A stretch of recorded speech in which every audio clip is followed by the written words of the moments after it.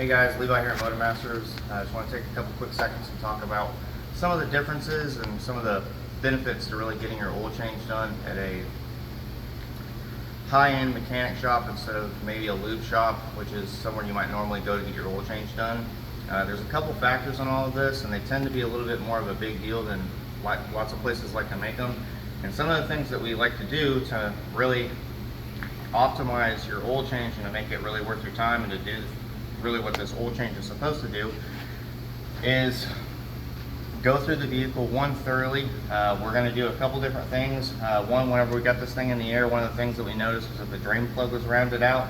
If you look underneath here real quick, you can see that this drain plug has been stripped out quite badly, and one of the things that lube shops deal with is struggling to get these things out, whereas we have the special tools to take these things out. We actually already got it loose and it's ready to come out.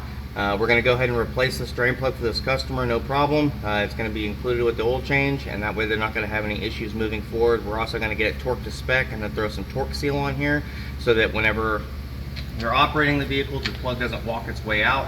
So we're going to go ahead and drain the oil. One of the things that we're going to do is we're going to pay attention to the oil itself as it's coming out, and we're going to analyze the quality of it.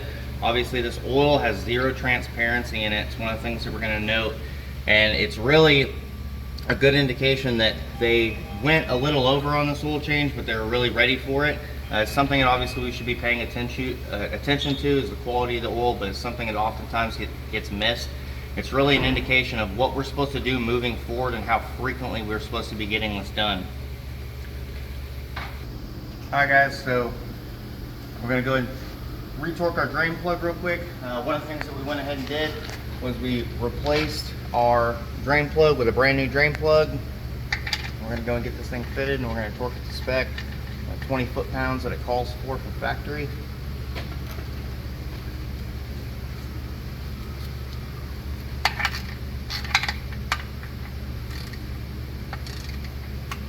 It's not much. That's it right there. That's the click we're looking for. I'm going to give this surface a good clean real quick. Knock out or torque seal.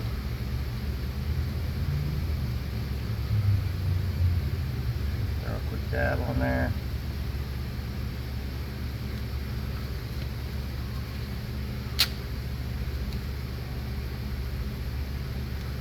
This is going to lock our drain plug in place and keep it from rotating under operation. It's just an extra insurance to make sure that our drain plug doesn't come out whenever we're driving. Obviously it's catastrophic, so anything and everything we can do extra to make sure that this is secure is what we want, outside of over torquing our drain plug, which obviously can ruin this pan. So that's our process, guys. Hey guys, so a couple of the other things that we're checking while we're here is we're doing brake thickness. And we're going to use our handy dandy brake thickness tool. We're going to sneak this guy in here, and it's going to give us an accurate gauge as far as the thickness of the brake goes. So that one's a little thick, so we're going to go one thinner.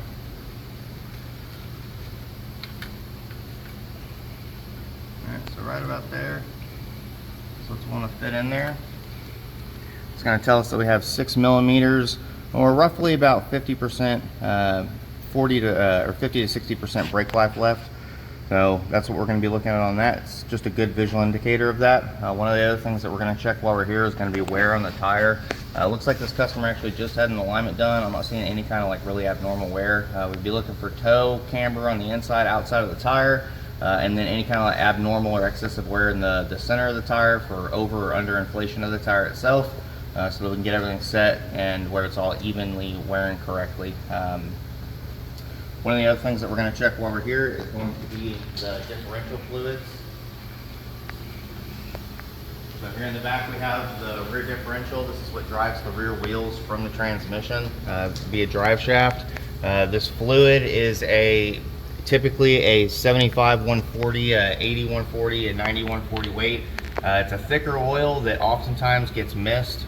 This customer has actually done a pretty good job of getting this differential service. We pulled the fluid and the fluid looked really good, but it is something that oftentimes gets missed. It's one of the most missed services on vehicles, and these units can cost you thousands of dollars, so it's super important that they get checked in the process of everything.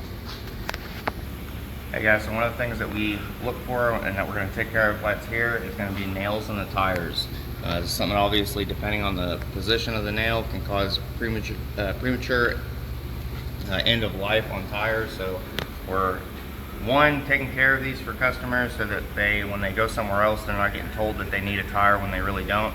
And obviously for safety reasons as well, we want to make sure that this tire is inflated correctly at all times so that we can make sure our customer's safe driving around. Alright guys, the next step in this process is going through the oil filter. We're going to go ahead and take out our oil filter we've already pre-loosened. I'm going to get this out. It does make a little bit of a mess sometimes, which is why we're going to take the time at the end to clean it all up. I'm going to sneak that out. We're going to take the time real quick and we're going to look at this oil filter. We're looking in between here. We're looking for any kind of debris or buildup. If you look inside there right now, you can actually see a little bit of carbon buildup that's happened just probably over the course of the engine. It's normal.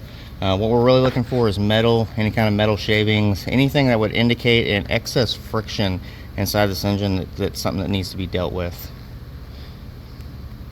Now, one of the other things we're also looking for metal for is this engine in particular. This 3.6 is known to have cams that wear away, and all of the metal ends up in the oil itself, which is why it's important throughout the life of this engine really to analyze this and to make sure that we're not missing anything as far as the overall life of the oil goes. We're going to go and swap our filter out. We're going to do a new seal while we're here, which we replace every time. Got our new filter. Got our new seal.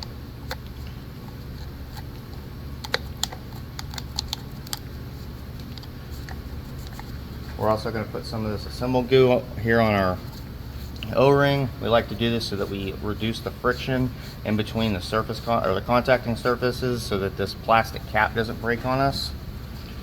Quick, trying to make sure there's no oil left in this cap. I'll go back together.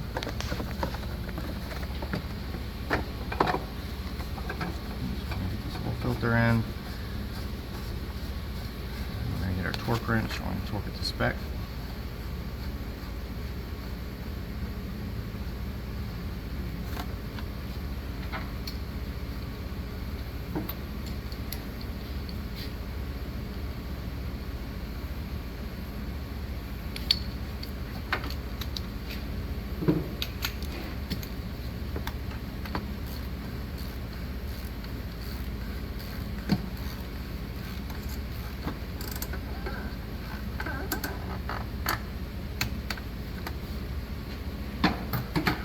Alright guys, that's how we do it.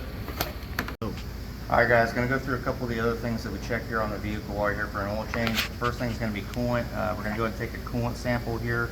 That's going to give us a indication here of the composition of the fluid visually, so that we can see exactly what the freezing point and then the cooling point of this engine's coolant system is. Currently it looks like they actually are within a good range as far as cooling goes, or the freezing point goes, and then because this last puck is not up, it seems to be the correct water coolant composition, which is great. One of the other things that we're going to do is we're going to check here with our testing strip. It's going to give us another visual indicator of the current condition of the fluid. We're going to dip this in our coolant, and then it's going to tell us exactly what we're really looking to replace this as.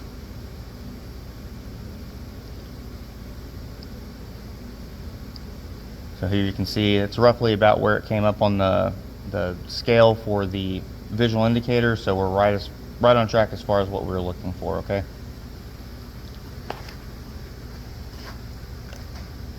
The next thing we're going to do is we're going to go through our brake fluid. We're going to take a new tester, and we're going to check our brake fluid composition. This is also going to tell us the brake fluid corrosion level. So here you can see there's no really discoloration as far as the brake fluid goes, so the fluid's currently good, and we can check it next time they're here for an oil change and keep it on and go from there. Some of the other things that we're going to check while we're here is going to be our belts, hoses, and things along that nature. Anything that could really cause a big problem for you that could be caught early. Like I said, we're looking for cracks, breakages on our hose, seeps as far as these little connections go. On this particular one, it doesn't really look like there's anything that needs to be addressed immediately. which is good. But obviously that's one of the things that we are looking to check whenever we're here to make sure that it doesn't develop issues over time. All right guys, so in summary, some of the things that once again we're analyzing is going to be our coolant, brake, power steering fluid, belts and hoses.